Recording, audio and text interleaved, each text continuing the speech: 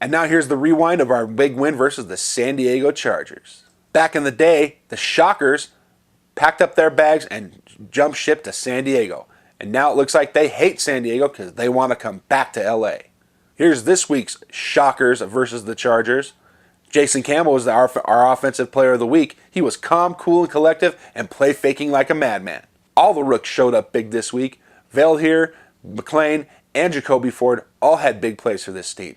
The coaches had a game plan and executed it to perfection. The entire defense played great. 4 sacks, hard hits, and cunning interceptions. Coming off 2 losses, this team showed the intestinal fortitude it had during the 3-game win streak. With 4 games left, each game is a must-win situation if we want to keep our playoff hopes alive. But the most overlooked hair ever split by any national sports news broadcaster is this. At 6 wins, this season is a success for us. Gone are the days of the 5-11 and what looks to be a bright future for this team. The Raiders still control their playoff destiny. Think about this.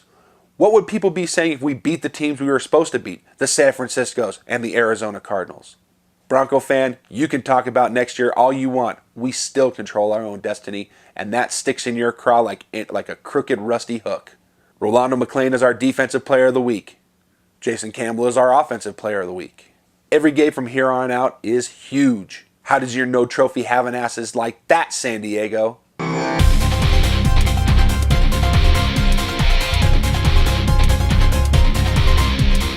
And now the breakdown of the game versus Los Gatos. The Jaguars come in red hot and atop their division in the AFC South. Could the AFC South be worse than the AFC West? Check out the division standings and you tell me.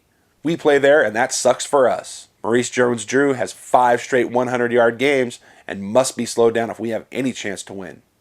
Jaguars head coach Jack Del Rio was a fan of the silver and black as a youth. The defense has to get to David Garrard and get to him early and make him throw it. He is not a great quarterback. This is a must-win situation for us. Every game from here on out is a playoff game. Trust me when I tell you that the AFC South is falling to pieces if this team's in first place. That logo on your lid, Jacksonville, is about as physically imposing as a PETA commercial. Did I say must win? We need to punch them in the mouth and run it down their throats. 2 things cats are good for: target practice and wheel chalks. We may have blackout games in Oakland, but these guys straight cover up seats.